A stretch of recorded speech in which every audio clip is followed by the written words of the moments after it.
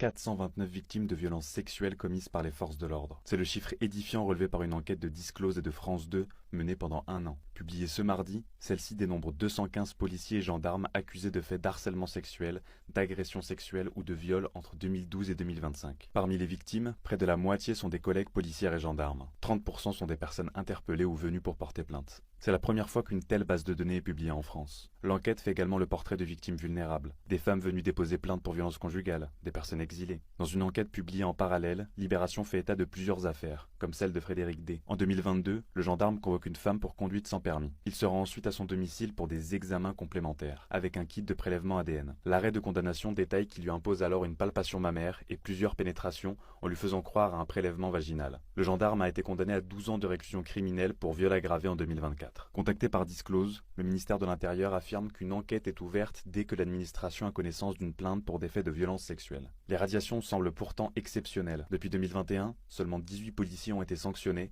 et seulement 2 ont été radiés. Pour la gendarmerie, et selon les données de l'IGGN, 3 hommes ont été radiés sur les 46 sanctionnés.